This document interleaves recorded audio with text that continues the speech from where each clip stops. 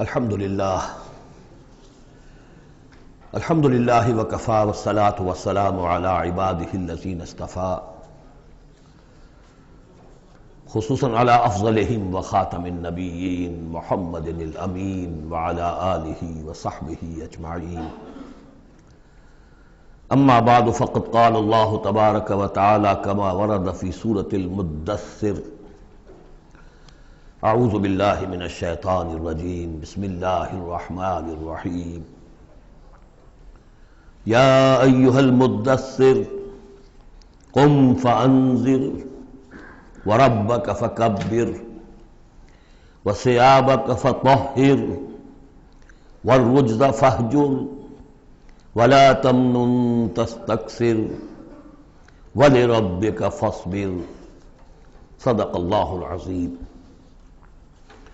رب اشرح لی صدری ویسر لی امری واحلل عقدۃ من لسانی یفقہوا قولی اللہم ربنا الہمنا رشدنا واعذنا من شرور انفسنا اللہم ارنا الحق حقا وارزقنا اتباعہ وارنا الباطل باطلا وارزقنا اجتنابہ اللہم ربنا زدنا ایمانا وہدا وعلما نافعا وعملا صالحا متقبلا اللہم ربنا آنس وحشتنا فی قبورنا وارحمنا بالقرآن العظیم اللہم اجعلہ لنا اماما ونورا وہدا ورحمہ اللہم ذکرنا منہ ما نسینا وعلمنا منہ ما جہلنا وارزقنا تلاوتہ آناء اللیل واطراف النہار واجعلہ لنا حجتا یا رب العالمین آمین۔ سورۃ المدثر کے بارے میں ایک روایت یہ بھی ہے کہ اس کی جو پہلی 7 آیات ہیں یہ پہلی وحی ہے جو حضور پر نازل ہوئی، اور یہ ایک چونکہ صحابی کی رائے ہے لہذا اس کا ذکر کرنا مناسب ہے، لیکن یہ کہ یہ کنسنسس جس پر ہے وہ یہی ہے کہ یہ پہلی نہیں ہے بلکہ پہلی وحی جو آپ پر آئی وہ سورہ علق کی ابتدائی 5 آیات ہیں۔ مغالطہ اس وجہ سے ہوا ہے کہ سورہ علق کہ نزول کے بعد جو اس کی آیات ہے شروع کی 5 اور اغلباً سورہ نون کی پہلی 7 آیات، پھر سورہ مزمل کی 10 آیات، ان کے نزول کے بعد پھر کچھ وقفہ رہا ہے۔ اس وقفے کے دوران جو ہے حضور پر خاصی طبیعت کے اندر بے چینی کی کیفیت طاری رہی، آپ چاہتے تھے کہ جلد از جلد یہ قرآن نازل ہو، لیکن اللہ تعالیٰ کی اپنی ایک مشیت تھی، اپنی حکمت کے تحت اس نے اس کا نظام بنایا تھا۔ اسی دوران میں اللہ تعالیٰ نے حضرت اسرافیل کو حضور کی تعلیم پر معمور کر دیا تھا، یعنی تعلیم جو ہے حضور کی وہ دنیاوی طریقے سے نہیں ہوئی کہ کسی کے سامنے زانو تلمس طے کیا ہو، الف باتا سیکھا ہو اور پھر اس کے بعد کتابیں پڑھی ہو، نہیں، اس اعتبار سے آپ امی محض تھے، دی ان لیٹرڈ ون۔ ہم یہ نہیں کہیں گے کہ آپ معاذ اللہ ثم معاذ اللہ جاہل تھے، نہیں، لیکن یہ کہ آپ نے اس طریقے سے تعلیم حاصل نہیں کی تھی جیسے کہ دنیا میں ہوتی ہے، لیکن یہ کہ شوق جو قرآن مجید کا آپ کو تھا اس کی وجہ سے آپ کو جلدی، اور جب یہ وقفہ ہوتا تھا تو بہت شام گزرتا تھا، اور تعلیم اس دوران میں ہو رہی ہے حضرت اسرافیل کے ذریعے۔ پھر وہ واقعہ پیش آیا جو پہلے بھی میں آپ کو بتا چکا ہوں کہ حضور فرماتے ہیں کہ اپنی اسی شش و پنج میں جبکہ مجھ پر صدمے کی کیفیت تھی، میں ایک روز غار حرا سے نیچے اتر رہا تھا کہ آواز آئی یا محمد۔ میں نے ادھر ادھر دیکھا، دائیں بائیں پیچھے، سامنے کوئی نظر نہیں آیا، تو کچھ خوف سا طاری ہوا طبیعت پر، بربرائے طب بشری۔ تھوڑی دیر چند قدم آگے گیا، پھر یا محمد، پھر وہی کیفیت ہوئی میرے ساتھ۔ اب زیادہ تشویش لاحق ہو گئی، کوئی نظر نہیں آ رہا، پکار رہا ہے کوئی۔ تیسری مرتبہ یا محمد کہا تو اچانک آپ کی نگاہ اٹھی تو حضرت جبرائیل، وہی فرشتہ کہ جو غار حرا میں آیا تھا، اس کو آپ نے دیکھا کہ وہ پورے افق پر اس طریقے سے ہے کہ پورا افق اس سے بھر گیا ہے، اصل ملک کی صورت میں دیکھا۔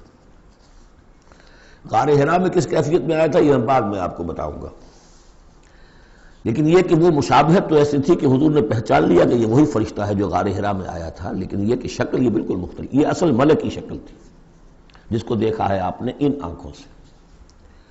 تو اس پر آپ پر دہشت طاری ہوئی ہے اور آپ گھر آئے ہیں اور آپ پر کپ کپی سی طاری تھی، جیسے پہلی وحی کے وقت ہوئی تھی کیفیت وہی اس کے بعد بھی ہوئی ہے۔ پھر یہ سورہ مدثر کی یہ 7 آیات آپ پر نازل ہوئی ہے۔ تو اس حوالے سے یہ پہلی وحی ہے، لیکن پہلی وحی ہے پہلی فترت کے بعد، پہلا وقفہ جو ہوا وحی کے اندر اس کے بعد پہلی وحی ہے۔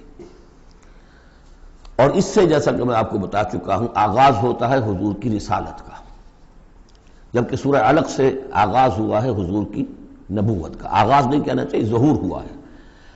نبی تو پیدائشی طور پر نبی ہوتا ہے، لیکن ظہور کا وقت ہوتا ہے جبکہ پھر وحی کا آغاز ہو۔ تو ظہور نبوت جو ہے وہ ہے سورہ علق کی آیات سے، اور یہ ہے در حقیقت کہ جس سے کہ آپ کی رسالت کا آغاز ہوا۔ اس کا جوڑا تھا سورہ مزمل، وہ ہم نے رات پڑھ لیا۔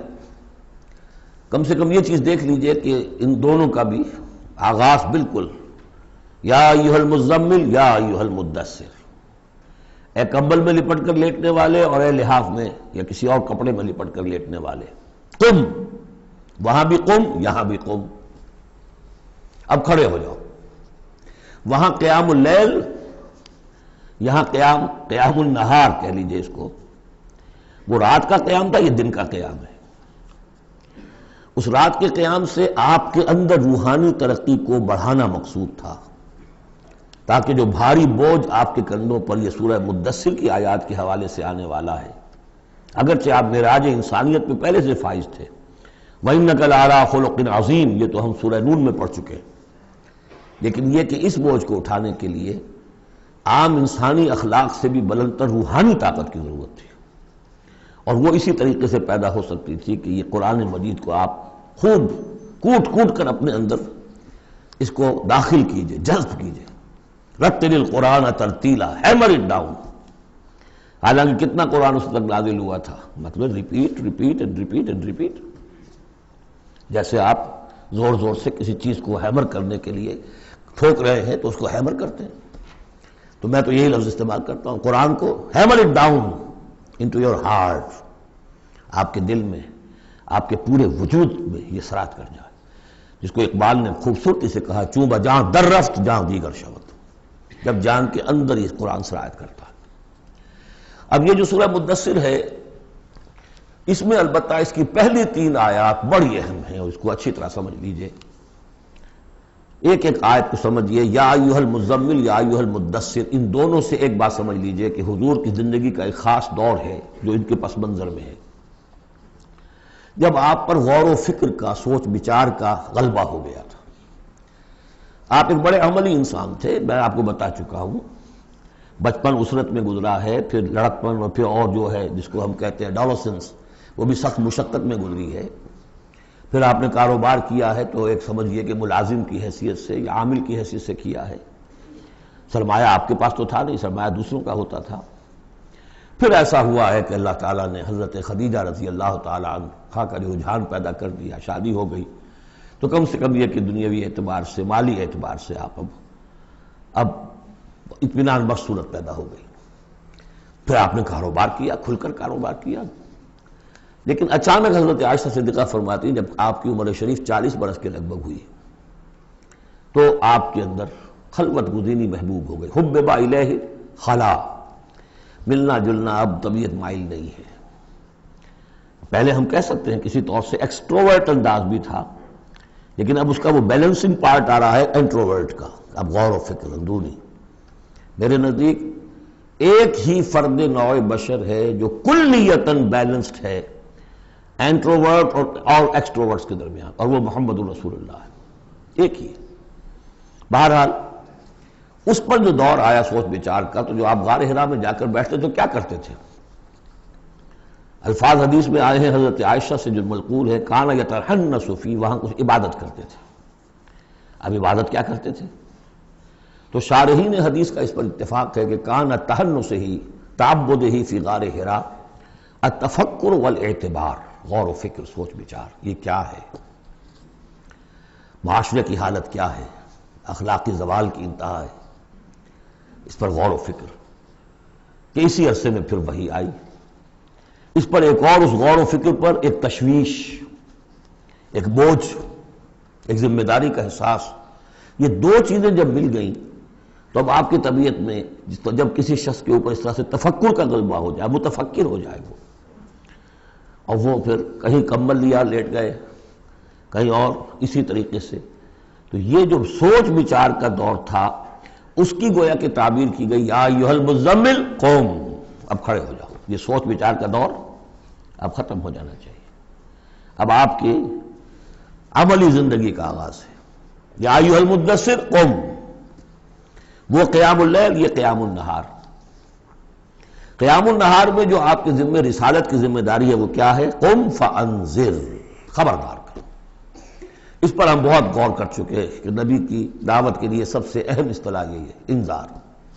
سورہ انعام سے شروع ہو گیا تھا، قل اوحی الی ھذا القرآن لانذرکم بہ ومن بلغ، کہہ دیجئے یہ قرآن مجھ پر وحی کیا گیا ہے تاکہ میں اس کے ذریعے سے تمہیں خبردار کروں. تو خبردار کرنا کہ یہ نہ سمجھو کہ بس یہ جیسے حیوانات ہیں یہاں پیدا ہوئے، چرا چگا، ختم ہو گئے، نسیاں منسیاں ہو گئے. تم حیوان نہیں ہو، کچھ اور ہو. تمہارے اندر اللہ نے اپنی روح پھونکی ہے، عظیم ترین امانت کائنات کی، جسے نہ پہاڑ اٹھا سکے نہ آسمان اٹھا سکے. وہ امانت ہے جو تم نے اٹھائی ہے، اور اس امانت کی جواب دہی ہے، ذمہ داری ہے، اس کی اکاؤنٹیبلٹی ہے. تمہیں سب کو مرنے کے بعد اٹھا لیا جائے گا.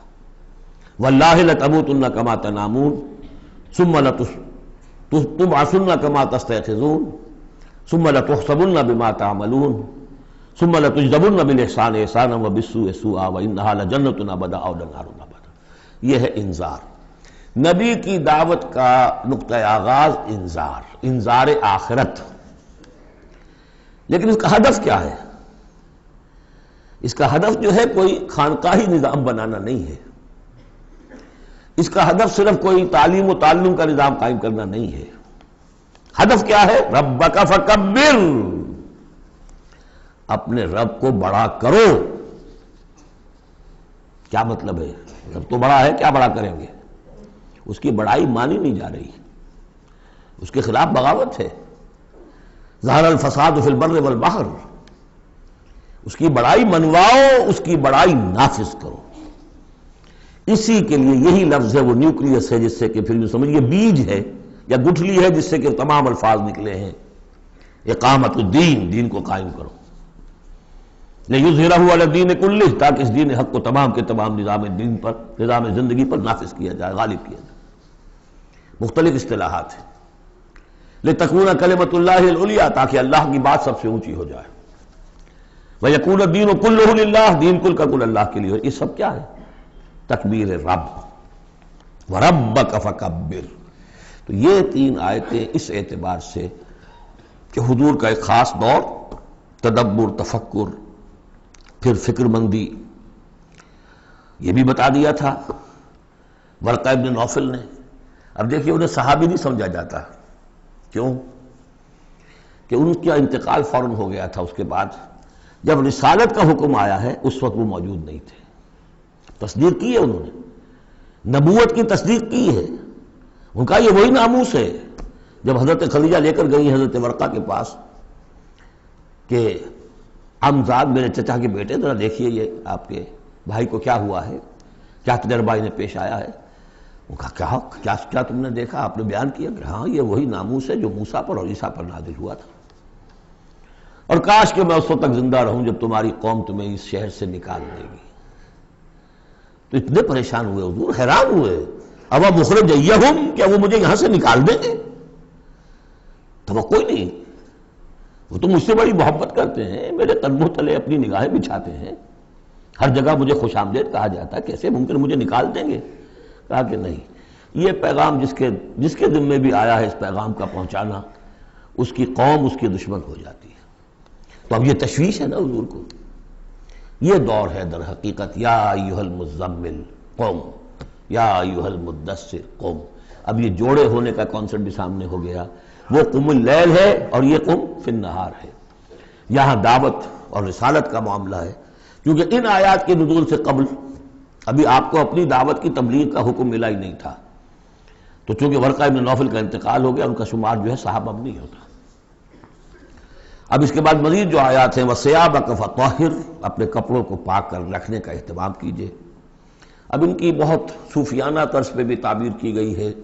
ثیاب سے مطلب جو ہے وہ کپڑے نہیں ہے صرف، بلکہ دل بھی ہے۔ وَالرُّجْزَ فَاهْجُرْ، ہر قسم کی گندگی سے، گندگی ظاہری ہو اور یا باطنی ہو۔ باطنی گندگی ہے کہ اللہ کے سوا کسی اور سے لو لگی ہوئی ہو، اس شرک کو اندر سے کاٹیے، اور کوئی نجاست ہے تو اس کو باہر سے صاف کیجیے۔ وَلَا تَمْنُنْ تَسْتَكْثِرْ، اور دیکھیے ایسا نہ کیجیے کہ کسی پریشان دھرے کہ آپ کو جواب میں اس سے بھلا خیر کوئی ملے۔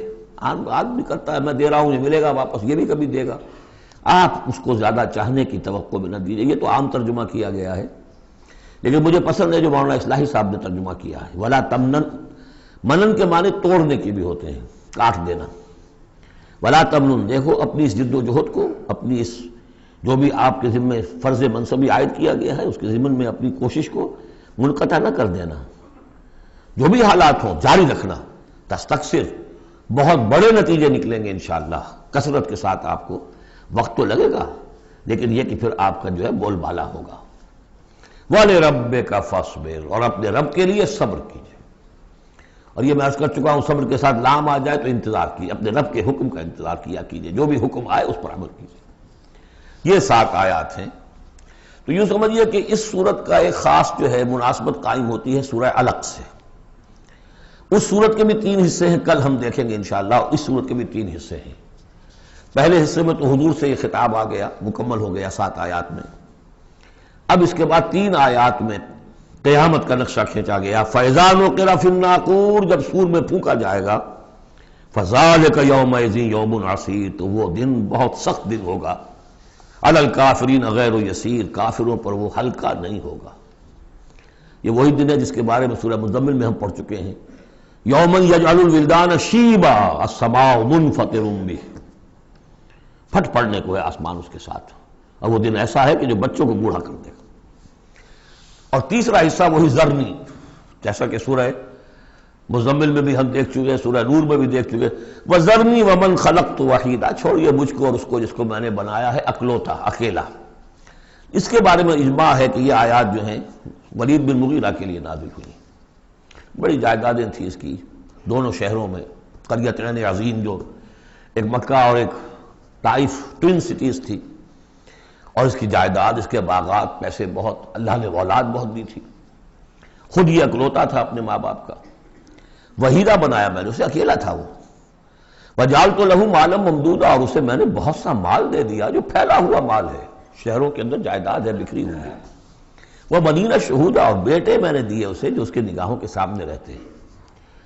یہ بھی کسی شخص کی تونگری اور مرفہ الحالی کی علامت ہے کہ بیٹے اس کی نگاہوں کے سامنے ہوں، وہ ایکسپورٹ نہ ہو گئے ہوں امریکہ اور یورپ، معلوم ہوا کہ وہ تو گئے ہوئے ہیں بیٹے، ان کو دیکھنے کو بھی آنکھیں ترستیاں ہیں، سمجھے آپ، وہ تو پھر معلوم ہوا کہ کوئی بڑی ہی پتلی حالت ہے۔ شہودہ، بیٹے سامنے موجود ہیں۔ وَمَهَّدتُّ لَهُ تَمْهِيدًا، میں نے اس کے لیے خوب بستر بچھا دیا تھا، خوب تمہید کی تھی۔ ثُمَّ يَطْمَعُ أَنْ أَزِيدَ، پھر وہ چاہتا ہے کہ میں اور بھی دوں اسے، کلا، بس اب نہیں۔ إِنَّهُ كَانَ لِآيَاتِنَا عَنِيدًا، یقیناً وہ ہماری آیات کا مخالف اور دشمن بن گیا۔ وہ یہ تھا کہ ذہین بھی بہت تھا یہ شخص، اور یہ محسوس کرتا تھا کہ جو وہ محمد کہہ رہے ہیں ٹھیک ہے، لیکن یہ کہ یہ ساری میری جائیدادیں، میرے رشتے، میری دوستیاں، میری چودراہٹ، اس سب کا رسک میں کیسے لے لوں؟ تو یہی وہ شخص ہے جو سب سے زیادہ کمپرومائز کے لیے آپ پر زور ڈالتا تھا کہ محمد اس طرح نہ کرو، کچھ نہ کچھ اپنی بات منوا لو، کچھ لوگوں کی مانو۔ یہ جو رفت پڑ رہی ہے، a house divided amongst itself cannot stand, Quraysh جو ہیں آپس میں تقسیم ہو جائیں گے تو پھر ہماری حیثیت کیا رہے گی؟ بہت مدبر انسان تھا، ایسا نہیں تھا کہ، تو یہ اس کی ساری ذہانت اور فطانت جو ہے، جس کو آپ ورلڈلی وائز کہتے ہیں، وہ بہت ذہین تھا اس اعتبار سے، اس دنیا کے حوالے سے۔ اور وہی شخص تھا، تو اس کا معاملہ یہ ہوا کہ ایک مرتبہ یہ کہیں گفتگو ہو رہی تھی بیٹھ کر چوپال میں کہ کیا کہیں ہم میں سے کوئی کہتا ہے یہ جادوگر ہے، کوئی کہتا ہے یہ شاعر ہے، باہر سے لوگ آتے ہیں، وہ جب سنتے ہیں مختلف قول تو وہ پریشان ہو جاتے ہیں، وہ سمجھتے ہیں کہ یہ خود پریشان ہے، جب یہ مختلف الخیال ہیں تو چلو میں خود جا کے اس شخص سے مل کر دیکھوں وہ کیا ہے۔ تو اس سے بہتر یہ کہ ہم ایک بات کہیں تو اب یہ کیا کہیں، اس پر مسئلہ پیدا ہو گیا۔ تو اب یہ کہ یہ گیا تھا حضور کے پاس بات کرنے، اور وہاں انہیں کچھ اندیشہ ہوا کہ یہ تو کچھ اثر ہو گیا، معلوم ہوتا بدل گیا۔ یہ واپس آیا ہے، پوچھا کہ کیا خیال ہے، کیا ہم اسے کہیں کہ شاعر ہے؟ کہ نہیں، میں شاعروں سے مجھ سے خوب واقف ہوں، جو محمد کلام پیش کر رہے ہیں وہ شعر نہیں، شاعر نہیں، کچھ اور چیز۔ اچھا ہم کاہن کہہ دیں انہیں؟ کہ نہیں نہیں، میری کاہنوں سے تعلقات ہیں، دوستیاں ہیں، میں جانتا ہوں کاہنوں کا کردار کیسا ہوتا ہے، کاہن کے قول کیسا ہوتا ہے، وہ ذو معنیین بات کرتے ہیں، ادھر بھی لگ جائے ادھر بھی لگ جائے، یہ کرتا ہے دو ٹوک بات۔ تو پھر کیا کہیں؟ ان کو یہ سمجھ میں آیا کہ یہ تو گیا، اس پر تو جادو چل گیا محمد کا۔ پھر اس نے جب تیور دیکھے تو کہا، یہ کہا جا سکتا ہے کہ یہ جادو ہے جو منقول ہے، پیچھے سے چلا آ رہا ہے۔ اب یہ جو اس کی گفتگو میں جو اس کی رد و قدا ہوئی ہوگی، ضمیر نے ملامت کی، کچھ نے ضمیر کو دبایا، کچھ اپنی مصلحتوں کو سامنے رکھ کر جو بات، اس کا ایک نقشہ کھینچا گیا ہے یہاں، فصاحت و بلاغت کی انتہا ہے۔ سأرهقه صعودا، میں اسے چڑھائی چڑھواؤں گا، وہ عذاب جو ہم پہلے پڑھ چکے ہیں، یسلکہ عذابا صعدا، وہ عذاب کہ جو جس کی سختی اور شدت بڑھتی چلی جائے۔ انہ فکر وقدر، اس نے غور کیا، کچھ اندازہ کیا کہ حق کو ماننے کا کیا نتیجہ نکلتا ہے، نہ ماننے کا کیا نتیجہ نکلتا ہے، وہ بیلنس بنا رہا ہے اپنے ذہن میں۔ انہ فکر وقدر فقتل کیف قدر، تو ہلاک ہو جائے، کیسا غلط اس نے اندازہ ٹھہرایا۔ ثم قتل کیف قدر، پھر ہلاک ہو جائے، کیسا غلط اندازہ ٹھہرایا۔ ثم نظر، پھر اس نے ذرا دیکھا، جیسے کہ کہہ رہا غور و فکر، لوگ دیکھیں غور و فکر کر رہا ہے۔ ثم عبس وبصر، پھر ذرا وہ اپنا منہ بسورا اور ماتھے کے اوپر بھی کچھ وہ بل لے آیا۔ ثم ادبر واستکبر، اور پھر ذرا اس نے تکبر کے ساتھ اپنی پیچھے کو مڑا۔ فقال ان ھذا الا سحر یؤثر، اس نے کہا نہیں بس ٹھیک ہے، یہ جادو ہے جو چلا آ رہا ہے، محمد کا کلام جو ہے جادو ہے، جادو اثر تو ہے۔ ان ھذا الا قول البشر، لیکن ہے بہرحال یہ انسانی کلام، یہ جو محمد کا دعویٰ ہے کہ یہ اللہ کا کلام ہے، یہ نہیں۔ سأصلیہ سقر، اب اس پر جو اللہ کا غضب بھڑک رہا ہے، ان قریب میں اس کو ڈالوں گا آگ میں۔ وما ادراک ما سقر، اور تمہیں کیا معلوم کہ وہ سقر کیا ہے۔ لا تبقی ولا تذر، نہ باقی رہنے دے گی نہ چھوڑے گی، موت بھی نہیں آئے گی۔ لواحۃ للبشر، انسان کی کھال کو جھلس ڈالے گی۔ علیہا 19، اور اس پر 19 ہیں داروغہ، سرہنگ 19۔ یہاں تک تو یہ یوں سمجھیے کہ اسی آہنگ میں بات چلی آ رہی ہے، وہی چھوٹی چھوٹی آیتیں، وہی انداز، وہی فلو۔ آگے بڑی طویل آیت آ گئی ہے، یہ بالکل سورہ مزمل کی طرح ہے۔ وہاں جو طویل پھر آیت آئی ہے جس پر کہ ایک پورا رکوع مشتمل ہے، وہ بعد میں نازل ہوئی ہے۔ تو یہ آیت بھی بعد میں نازل ہوئی ہے۔ لوگوں نے کہا ہوگا یہ 19 کیا، کچھ تماشا بنا لیا لوگوں نے، اچھا بھائی 19 یہ فرشتے صرف وہاں، تو کوئی ڈر کی بات نہیں ہے۔ کسی نے کہا 10 کو تو میں نبٹ لوں گا، باقی کا تم بندوبست کر لینا، 19 ہی ہے نا، تو ایسی کون سی بڑی تعداد ہے۔ تو یہ جو استہزاء کا موضوع بنا ہے، اس پر یہ آیت اتری۔ وما جعلنا اصحاب النار الا ملائکہ، اور یہ جہنم کے جو داروغہ ہیں ہم نے وہ فرشتوں کو بنایا ہے، وہ انسان نہیں ہے جو تم یہ ایک ایک آدمی 10 کو سنبھال لے گا۔ وما جعلنا عدتهم الا فتنة للذین کفروا، یہ تعداد جو ہم نے تمہیں بتا دی ہے ان کی، وہ صرف اس لیے کہ کافروں کے لیے ایک جانچ ہو جائے، پرکھ ہو جائے۔ لیستیقن الذین اوتوا الکتاب، تاکہ اوتوا الکتاب جنہیں کتاب دی گئی تھی انہیں یقین آ جائے۔ تو یہ روایت ترمذی ہے، ترمذی کی شریف میں روایت موجود ہے کہ یہ در حقیقت 19 کا عدد تورات میں موجود تھا، لہذا اہل کتاب کے لیے تو گویا کہ ان کے لیے ایک یقین کرنے کی بنیاد بن گئی۔ لیستیقن الذین اوتوا الکتاب ویزداد الذین آمنوا ایمانا، اہل ایمان کے تو ایمان میں اضافہ ہوگا، وہ جو بھی اللہ کی طرف سے وحی پڑھ کر سنائیں گے محمد رسول اللہ، ان کا ایمان کامل ہے، ان کے ایمان میں اضافہ ہوگا۔ ولا یرتاب الذین اوتوا الکتاب والمؤمنون، اور تاکہ نہ شک میں پڑے نہ تو وہ اہل کتاب جن کو پہلی کتاب دی گئی تھی اور نہ مسلمان۔ وَلَا يَقُولَ الَّذِينَ فِي قُلُوبِهِم مَرَضٌ، اور تاکہ کہیں وہ لوگ جن کے دلوں میں روگ ہے، جو حق کو ماننا نہیں چاہتے۔ وَالْكَافِرُونَ، اور کافر جو طے کر چکے ہیں کہ ہم نے کسی صورت ماننا ہی نہیں ہے۔ ماذا اراد اللہ بہذا، مسئلہ یہ کیا اللہ نے 19 کا اعداد کر کے کیا مراد ہے اس سے۔ کذالک یضل اللہ من یشاء، اسی طرح اللہ تعالیٰ گمراہ کر دیتا ہے جس کو چاہتا ہے، ویہدی من یشاء، اور ہدایت دیتا ہے جس کو چاہتا ہے۔ وما یعلم جنود ربک الا هو، اور تیرے رب کے جو لشکر ہیں انہیں تو کوئی جانتا ہی نہیں سوائے اس کے. وما ہی الا ذکریٰ للبشر، اور یہ جو آیات قرآنیہ ہیں، یہ مؤنث آیا ہے تو آیات کے اوپر اس کو لے جائیے، یہ کچھ نہیں ہے سوائے اس کے کہ انسانوں کے لیے یاد دہانی ہے، نصیحت ہے، تذکیر ہے، تذکرہ ہے. اب یہ 31ویں آیت تھی کہ جو اتنی لمبی تھی، وما جعلنا اصحاب النار الا ملائکہ سے شروع ہو کر یہ صاحب بتا رہا ہے کہ اس کا اسلوب مختلف ہے، یہ یا مدنی دور کی ہے یا یہ کہ بہرحال یعنی یوں سمجھیے کہ ہجرت سے متصل قبل کی، جیسے وہ آیت میں آپ کو بتا چکا ہوں. اب یہاں سے پھر وہی آہنگ شروع ہو رہا ہے جو پہلے تھا. کلا والقمر واللیل اذ ادبر والصبح اذا اسفر انہا لإحدی الکبر. کیوں نہیں، قسم ہے چاند کی، اور قسم ہے رات کی جبکہ وہ پیٹھ موڑے، پیٹھ پھیرے جانے لگے. والصبح اذا اسفر، اور قسم ہے صبح کی جبکہ وہ روشن ہو جاتی ہے، روشن کر دیتی ہے. اس میں اشارہ ہو رہا ہے در حقیقت کہ فترت وحی کی رات چلی آ رہی تھی. 600 برس سے نزول وحی کا سلسلہ منقطع تھا، وہ جس کا انہوں نے جنات میں تذکرہ کیا تھا من بعد کتاب موسیٰ. اس میں بس روشنی ہوتی تھی تو ایسی ہی جیسے کہ مستعار روشنی چاند کی روشنی ہوتی ہے جو راتوں کو بھی ہوتی ہے، بس اس درجے میں ہدایت آسمانی اور ہدایت خداوندی دنیا میں رہ گئی تھی. لیکن اب محمد الرسول اللہ کی رسالت و نبوت کا خورشید طلوع ہو گیا ہے، اب دن روشن ہو گیا. کلا والقمر واللیل اذ ادبر والصبح اذا اسفر، ان تین کو قسموں کو ذرا یاد رکھیے گا، یہ آگے چل کر بڑی اہمیت کے ساتھ ان کا حوالہ پھر آئے گا کہ رات کی تاریکی تھی، اب رات جا رہی ہے، اور اس میں جو تھی صرف چاند کی روشنی تھی جو مستعار تھی. سابقہ نبوتوں کی تعلیم وغیرہ جو بھی تھی باقی تھی، کچھ بگڑ گئی، کچھ تھی، کچھ پولیوٹڈ ہو گئی، کچھ صحیح تھی. اب سورج طلوع ہو گیا، والصبح اذا اسفر انہا لإحدی الکبر، اور اب یہ ایک بہت بڑی باتوں میں کی ایک بات ہے. نبوت محمدی کو معمولی بات نہیں، رسالت محمدی انہا لإحدی الکبر نذیرا للبشر، خبردار کرنے کے لیے انسانوں کے لیے. لمن شاء منکم ان یتقدم او یتأخر، جو بھی تم میں سے چاہے کہ وہ آگے بڑھے یا پیچھے رہ جائے. ابو بکر آگے بڑھے، ابو لہب پیچھے رہ گیا، ہمیشہ کے لیے پیچھے رہ گیا. حمزہ اور عمر ذرا تھوڑی دیر کے بعد آ گئے، درجات ہیں. لمن شاء منکم ان یتقدم او یتأخر، جو بھی تم میں سے چاہے تقدم کرے، آگے بڑھے، صدیقیت کا مقام حاصل کر لے.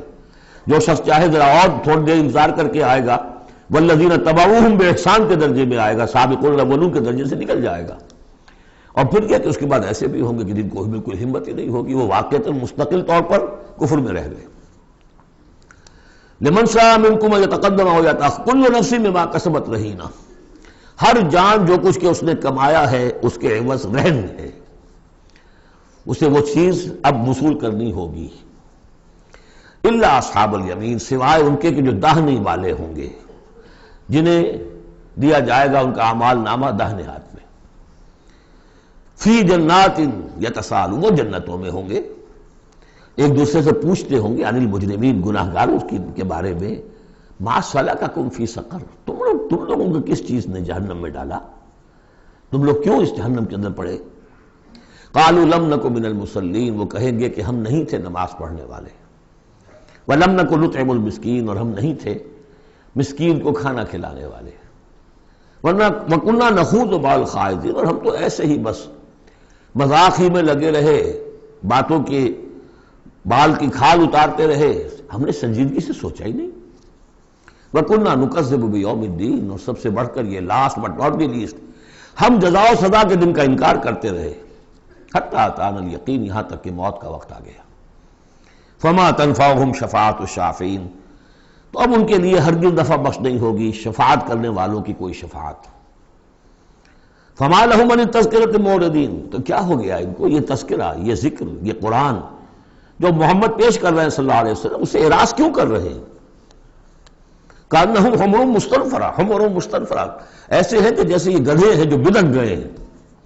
فرت من قسورہ، شیر کو دیکھا ہو کبھی آپ نے، دیکھا ہوگا ٹیلی ویژن وغیرہ پر، تو افریقہ کا نقشہ دکھایا جاتا ہے کہ ذرا شیر کی آہٹ دیکھتے ہیں اور پھر زیبرے جس طرح بھاگتے ہیں دمڑ دمڑ دمڑ کرتے ہوئے، ان کا پورا غول جو ہوتا ہے، تو وہ نشان وہ ہے اصل میں کہ یہ لوگ جو ہے اس طریقے سے کانہم حمر، وہ زیبرے بھی گدھے ہی ہیں نا.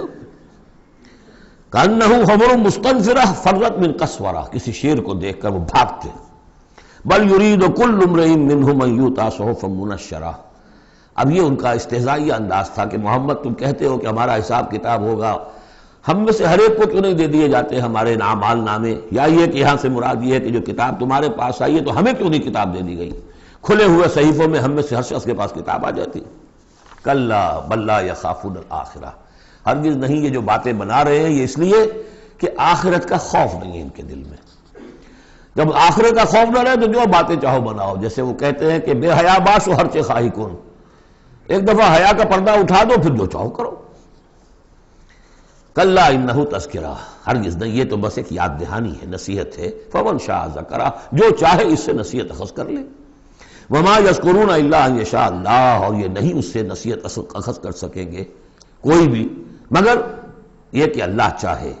ہوا اہل التقوی و اہل المغفرہ، وہ ڈرنے کے لائق بھی ہے اور وہی مغفرت کا مجاز بھی ہے، جس کو چاہے وہ مغفرت کر سکتا ہے. اہل التقوی و اہل المغفرہ، یہ ہے سورہ مدثر. اب آگے چلیے، جوڑا آ رہا ہے سورۃ القیامہ اور پھر اس کا جوڑا ہے سورۃ الدہر. بسم اللہ الرحمن الرحیم. لا اقسم بهذا البلد وانت لا اقسم بیوم القیامہ ولا اقسم بالنفس اللوامہ ایحسب الانسان ان لن نجمع عظامہ. یہ سورت جو ہے بہت ہی حسین اور بہت منفرد سمجھیے کہ نمائندہ ایک سورت ہے قرآن مجید کی. اس کا جو خطاب کا انداز ہے، جو میں نے شروع میں آپ کو جو انٹروڈکٹری لیکچرز دیے تھے، کہ اس کا اسلوب جو ہے وہ خطابت کا ہے. قرآن کو ہم کہہ سکتے ہیں کہ it's a collection of divine orations، اللہ تعالیٰ کے خطبات، مجموعہ خطبات الہیہ. تو مختلف مواقع پر جیسے کہ خطیب کو خطبہ دیتا ہے تو اس طریقے سے اللہ تعالیٰ نے یہ صورتیں نازل کی ہیں. حضور پڑھ کر سناتے تھے تو آپ کا انداز بھی خطیبانہ ہوتا تھا. حدیث میں آتا ہے کہ جب آپ خطبہ دیتے تھے تو آپ کی آواز بلند ہو جاتی تھی، اعلیٰ صوتہ احمرت عیناہ، آنکھیں سرخ ہو جاتی تھی. اور آپ اس طریقے سے خطبہ دیتے تھے جیسے کہ کوئی سپہ سالار اپنے فوجیوں کو للکار رہا ہے، بڑھا رہا ہے کہ لڑو اور آگے بڑھو، یہ انداز ہوتا تھا. تو اس طرح کا خطبہ اس میں آپ دیکھیں گے. ابھی بات ایک طرف ہو رہی ہے، ابھی کسی اور طرف ہو گئی، کبھی کسی تحویل الخطاب، اس کے لیے بہت. پھر یہ کہ 4-6 آیتیں آئیں گی ایک خاص قسم کے آہنگ میں، خاص قسم کے قوافی تو ہم کو نہیں کہنا چاہیے، تو یہ آتے ہیں وہی انہی حروف پر صورتیں ختم ہو رہی ہیں، وہی سٹائل ہے. پھر کچھ سٹائل بدلے گا، پھر 4-6 صورتیں اس دوسرے انداز کی ہوں گی، پھر 4-6 تیسرے انداز کی ہوں گی. تو یہ آپ صورت جو ہے فصاحت و بلاغت میں بھی فلو بے انتہا ہے اور خطیبانہ انداز، اور اس میں تحویل الخطاب. پس منظر میں کیا ہے کہ وہ لوگ ہیں کہ جو انکار کریں کوئی قیامت نہیں ہو سکتی، کیسے ممکن ہے کہ جب کہ انسان مر چکے ہوں گے اور مٹی ہو جائیں گے پھر اٹھا دیا جائے، یہ ممکن نہیں ہے. تو اس کا جواب ہے جو دیا جا رہا ہے. لا اقسم بیوم القیامہ، لا یہاں پر ان کے خیالات کی نفی نہیں، میں قسم کھاتا ہوں قیامت کے دن کی. تمہیں شک ہے اور مجھے اتنا یقین ہے کہ میں قسم کھا رہا ہوں قیامت کے دن کی. ولا، اور پھر نہیں، اقسم بالنفس اللوامہ، میں قسم کھاتا ہوں نفس لوامہ کی. نفس لوامہ کون سا نفس ہے انسان میں؟ جسے ہم ضمیر کہتے ہیں، کانشنس، ملامت کرنے والا دل. مائی کانشنس از بائٹنگ می، میرا ضمیر مجھے ملامت کر رہا ہے. کوئی آپ برا کام کرتے ہیں تو ضمیر اندر سے کچھ شے ہے، تو کیوں ہے یہ؟ اگر کوئی نیکی نہیں، بدی نہیں، تو یہ اندر کی خرش کیوں ہو جاتی ہے؟ اور اگر یہ نیکی ہے اور بدی ہے تو کوئی اس کا نتیجہ نکلنا چاہیے کہ نہیں؟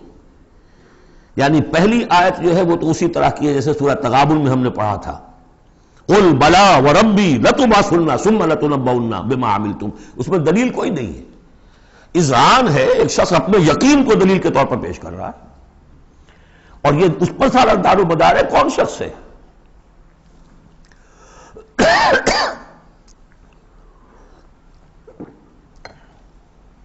ایسا شخص کہ جس سے کبھی کوئی جھوٹ کا تجربہ کسی کو نہیں ہوا، وہ کہہ رہا ہے.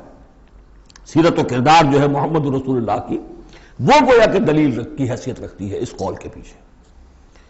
لا اقسم بیوم القیامہ ولا اقسم بالنفس اللوامہ، یہ تمہارے اندر موجود ہے قیامت کی دلیل، تمہارا ضمیر، تمہارا کانشنس. ایحسب الانسان ان لن نجمع عظامہ، کیا انسان یہ گمان کرتا ہے ہم اس کی ہڈیاں جمع نہیں کر سکیں گے؟ بلا قادرین، کیوں نہیں، ہم پوری طرح قادر ہیں علی ان نسوی بنانا، یہاں کننا محذوف سمجھنا چاہیے، بلا کننا قادرین علی ان نسوی بنانا، بس کہ ہم اس کی ایک ایک کوڑ کو برابر کر دیں گے۔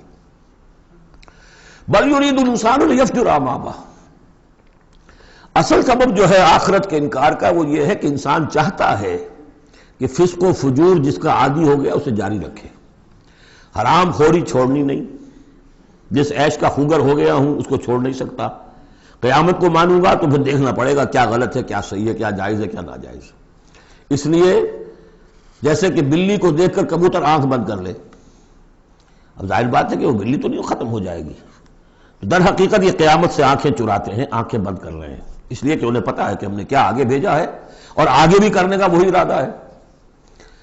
بل یرید الانسان لیفجر امامہ یسأل ایان یوم القیامہ، پوچھتا ہے بڑے استہزائی انداز میں، اچھا جی کب ہوگا یہ قیامت کا دن؟ تو جواب بھی اسی انداز میں ہے، یوم ہم علی النار یفتنون کی طرح۔ فرمایا فاذا برق البصر، جب وہ قیامت آئے گی نگاہیں چدھیا جائیں گی، خسف القمر، چاند بے نور ہو جائے گا، یا یہ کہ چاند دھس جائے گا سورج کے اندر، وجمع الشمس والقمر، اور سورج اور چاند یکجا کر دیے جائیں گے۔ یہ جو ہے کشش ثقل کا جو باہمی ثقل ہے ان کروں کا، اس کے نظام میں ذرا سی کہیں گڑبڑ ہو اور پھر تو یہ سب کے سب ایک دوسرے سے ٹکرائیں گے۔ فَإِذَا بَرِقَ الْبَصَرُ وَخَسَفَ الْقَمَرُ وَجُمِعَ الشَّمْسُ وَالْقَمَرُ يَقُولُ الْإِنسَانُ يَوْمَئِذٍ أَيْنَ الْمَفَرُّ، یہی انسان اس دن کہے گا ہے کوئی جگہ بھاگ جانے کی؟ کلا، نہیں، لا وزر، کوئی ٹھکانہ نہیں ہے۔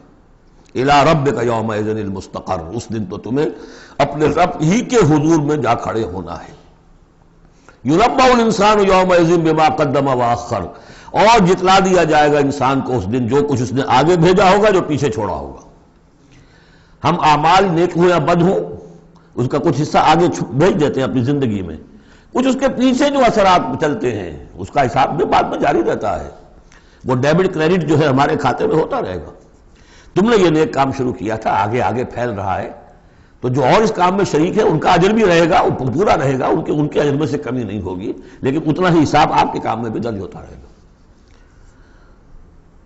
اسی طریقے سے کسی نے برا کام شروع کیا تھا، جب تک جہاں تک اس کے اثرات جائیں گے تو انسان کو بتا دیا جائے گا یہ تو آپ نے اپنی موت سے پہلے آگے ہی بھیج دیا تھا، یہ تو آپ کے وہ اعمال ہیں، اور یہ ذرا وہ ہے پیچھے اس کے جو اثرات ہیں۔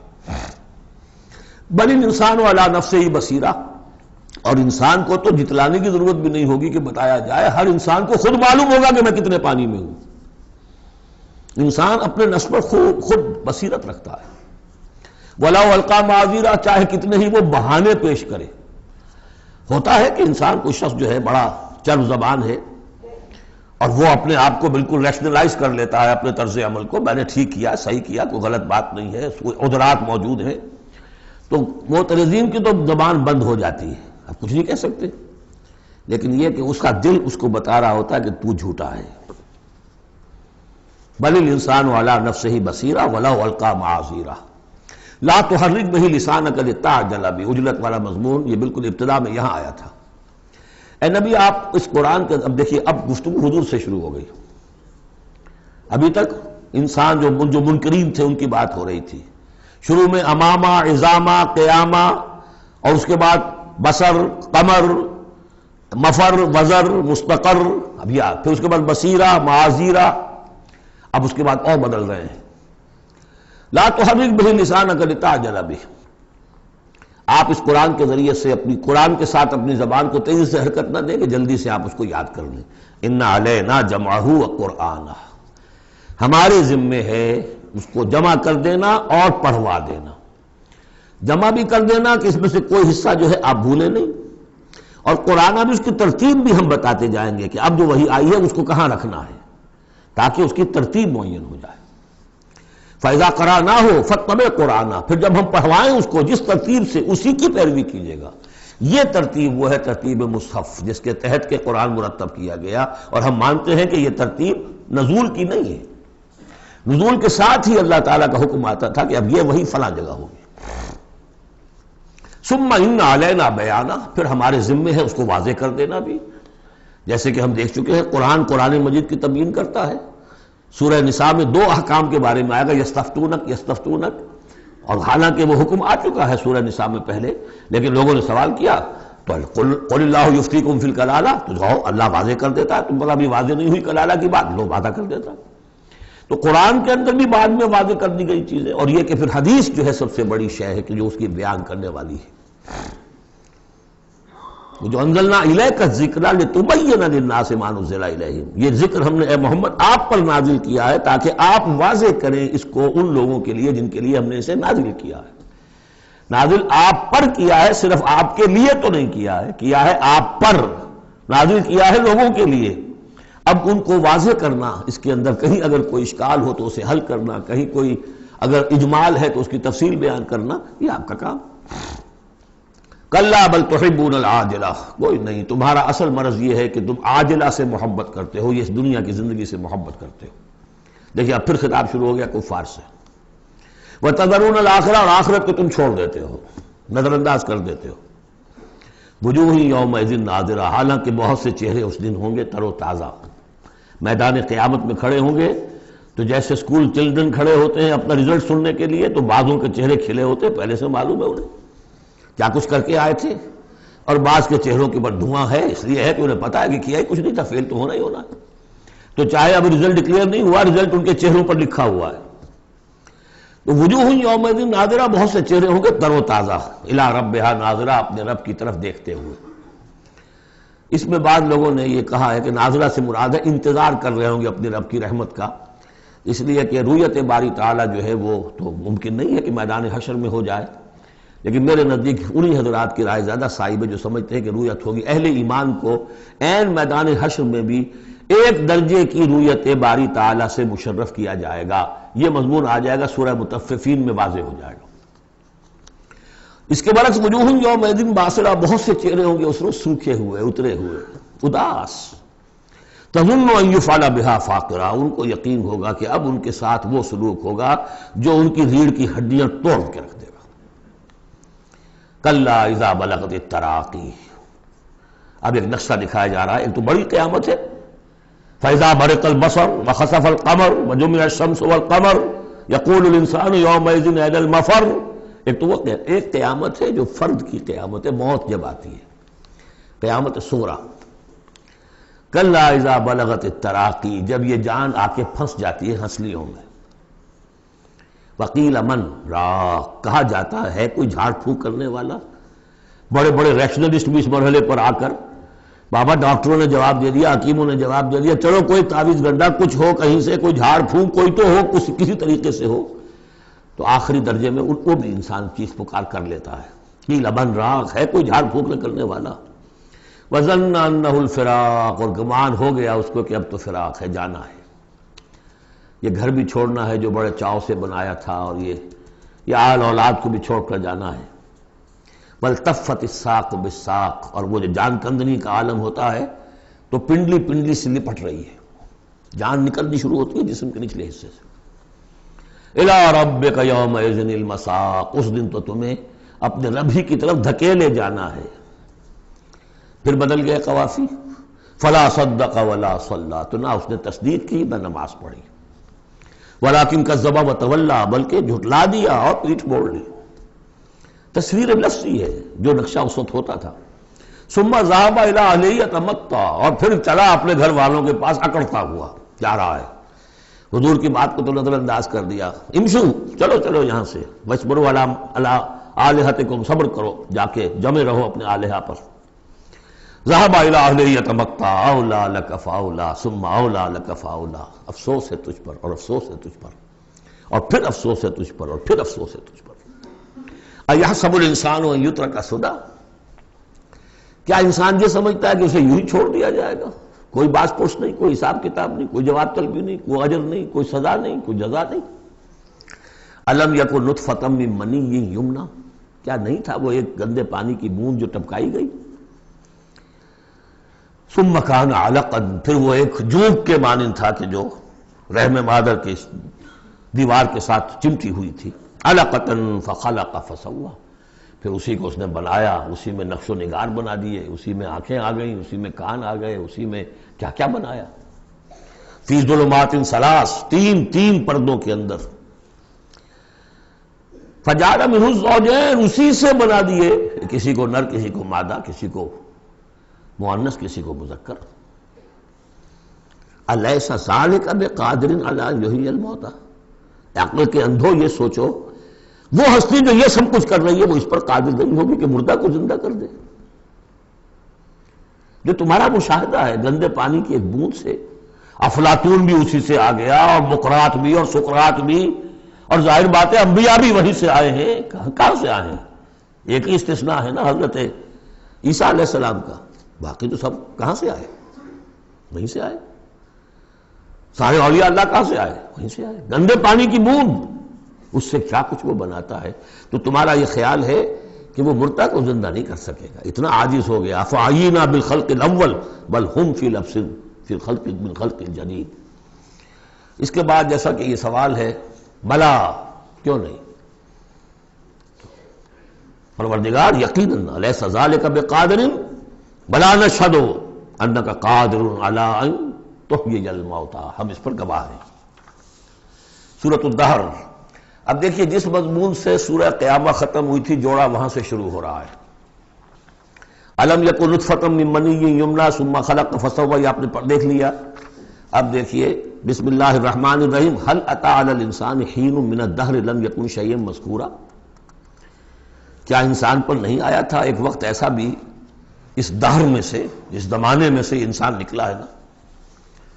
قلزم ہستی سے تو ابھرا ہے مانند حباب، تو قلزم ٹائم، اس ٹائم کا بھی ایک بہت بڑا سمندر ہے، اسی سے ہم ابھر کر آئے ہیں۔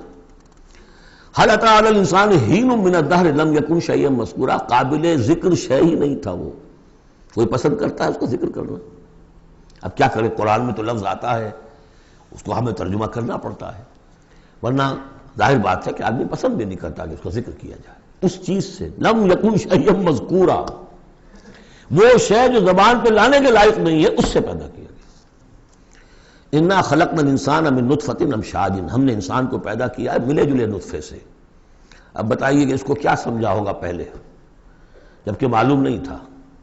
امشاج ملا جلا، مرد کی طرف سے سپرمیٹوزوان آ رہا ہے، ماں کی طرف سے اووم آ رہا ہے، ان دونوں کے اجتماع سے پھر وہ زائگوٹ وجود میں آتا ہے، نبتلی ہے، اور پھر اس کو ہم مختلف ادوار میں سے گزار رہے ہیں، نطفہ اور علقہ اور مضغہ، ہم الٹتے پلٹتے رہے اسے، یا اس کا یہ مطلب یہ بھی ہے کہ ہم نے یہ تخلیق کی ہے اسے جانچنے کے لیے، پرکھنے کے لیے، ابتلا کے لیے۔ فَجَعَلْنَاهُ سَمِيعًا بَصِيرًا، پھر ہم نے اس کو بنا دیا سننے والا، دیکھنے والا۔ اِنَّا هَدَيْنَاهُ السَّبِيلَ، اور پھر ہم نے اسے راہ سجھا دی۔ فطرت کے اندر وہ راہ کی ہدایت موجود ہے، ایمان ہے ہماری روح کے اندر۔ ہدیناہ السبیل، ہم نے وہ راستہ دکھایا ہوا ہے اس کو، اندھا بہرا نہیں بھیجا دنیا کے اندر، ایک اسے ظاہری آنکھ دی ہے، ایک باطنی آنکھ بھی دی ہے اسے، روح پھونکی ہے اس میں۔ انا ہدینا سبیل، اور اس کے بعد اس کو آزادی دے دی، اما شاکرا و اما کفورا، چاہے تو شکر گزار بن کر زندگی گزارے اور چاہے ناشکرا ہو کر۔ البتہ ان دونوں حالتوں میں انجام مختلف ہوگا۔ انا اعتدنا للکافرین سلاسل واغلالا وسعیرا، کافروں کے لیے ہم نے تیار کر رکھی ہے زنجیریں اور طوق اور دہتی ہوئی آگ۔ اس کے برعکس ان الابرار یشربون من کاس کان مزاجھا کافورا، ہمارے نیکوکار بندے جو ہوں گے وہ پیئیں گے اس پیالے میں سے جس میں کافور کی ملونی ہوگی، شراب طہور اور اس میں کافور ملی ہوئی۔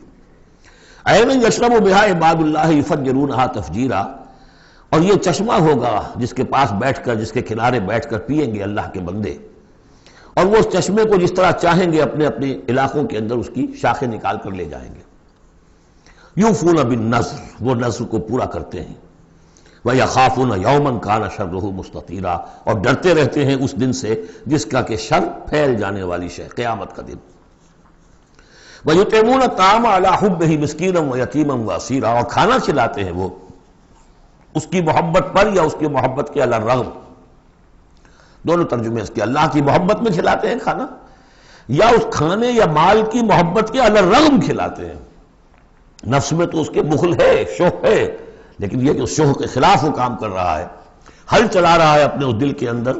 متصدقین ان المصدقین والمصدقات وقرضوا اللہ قرضا حسنا، مسکینا و یتیما و اسیرا، مسکین کو، یتیم کو اور اسیر کو۔ انما نطعمکم لوجہ اللہ، یہ بھی کہتے جاتے ہیں ہم آپ کو یہ کھانا کھلا رہے ہیں صرف اللہ کو راضی کرنے کے لیے، لا نرید منکم جزاء ولا شکورا، آپ سے ہمیں نہ کوئی بدلہ چاہیے یہاں تک کہ شکریہ بھی نہیں چاہیے، ہم تو جو کام کر رہے ہیں صرف اپنے رب کو راضی کرنے کے لیے۔ انا نخاف من ربنا یوما عبوسا قمطریرا، ہمیں ڈر ہے اپنے رب کی طرف سے ایک ایسے دن کا کہ جس کی اداسی جو ہے وہ بڑی سختی ہوگی۔ قمطریرا، عبوسا قمطریرا کہتے ہیں کسی شخص کو جس کے چہرے پہ کبھی مسکراہٹ آتی نہ ہو، منہ سے قمطریرا ہے۔ وہ دن ایسا ہوگا کہ اس دن کسی کے چہرے پر مسکراہٹ نظر نہیں آئے گی۔ فوقاہم اللہ شر ذلک اليوم، تو اس دن کے شر سے اللہ تعالیٰ اپنے ان بچوں کو، اپنے ان بندوں کو بچا لے گا۔ وَلَقَّاهُمْ نَضْرَةً وَسُرُورًا، اور ان کو ملاقات کرا دے گا ان کے لیے تو اب جو وہاں پر استقبال کرنے والی ہوگی تر و تازگی اور سرور اور مسرت۔ وَجَزَاهُمْ بِمَا صَبَرُوا، اور بدلہ دے گا انہیں ان کے صبر کا، جو انہوں نے صبر کیا دنیا میں، حلال پر اکتفا کی، اپنے فرائض ادا کیے، چاہے فاقے آ گئے، چاہے جان دینی پڑ گئی، تو اس کے ان صبر کے بدلے میں انہیں ملے گا جنت رہنے کے لیے، حریر ریشم پوشاک کے لیے، پہننے کے لیے، متکئین فیہا علی الارائک، بیٹھے ہوئے ہوں گے اس میں تختوں کے اوپر، لا یرون فیہا شمسا ولا زمہریرا، نہیں دیکھیں گے اس میں کوئی سختی نہ دھوپ کی اور نہ ٹھر کی۔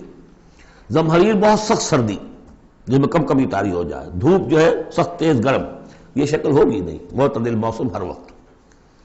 بدانیۃ علیہم ظلالھا، اور اس کے جو سائے ہیں وہ ان کے اوپر پھیلے ہوئے ہوں گے، جھکے ہوئے ہوں گے۔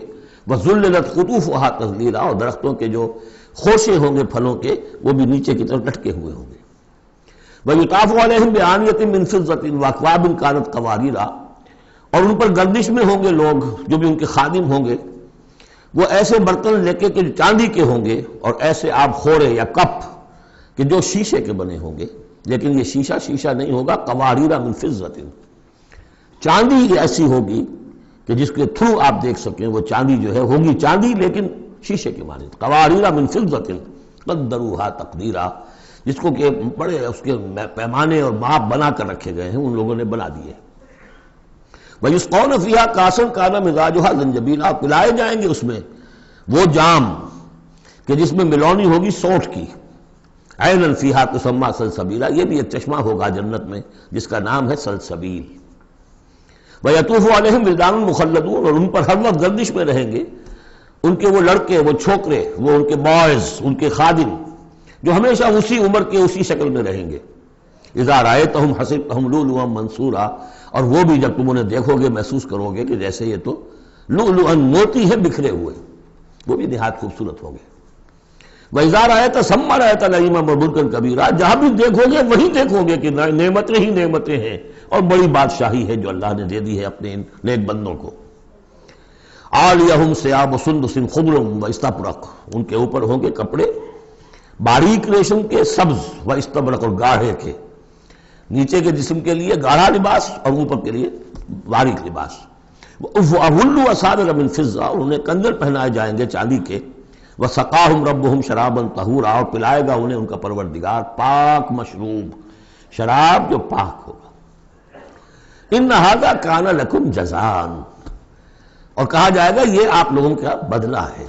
وَكَانَ سَعْيُكُمْ مَشْكُورًا، اور یقیناً آپ کی جد و جہد، آپ کی بھاگ دوڑ دنیا میں جو آپ نے کی اللہ کے لیے، اللہ کے دین کے لیے، وہ سفل ہوئی، مقبول ہو گئی، اس لیے آپ کو یہ چیزیں بدلے میں ملی۔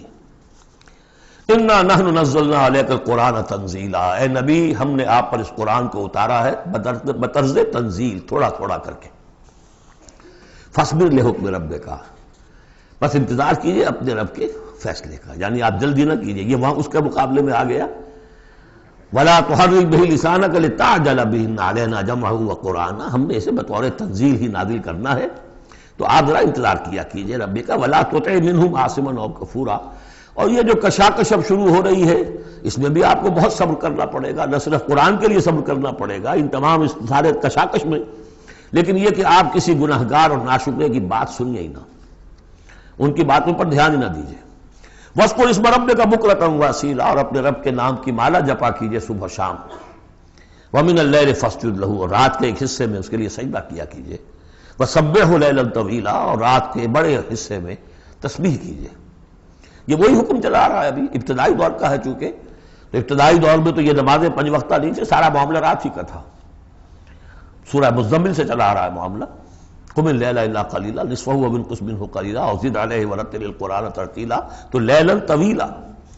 بعد میں جب 5 وقتہ نماز کا نظام آ گیا، اب اس کو مختصر کر کے تہجد، اور وہ بھی سب کے لیے نہیں، وہ بھی حضور کے لیے فرمایا نافلۃ لک ومن اللیل فتہجد بہ نافلۃ لک، حضور کے لیے تو وہ بھی بمنزلہ فرض تھی، لیکن باقی لوگوں کے لیے نفل ہے، وہ جو چاہے کریں۔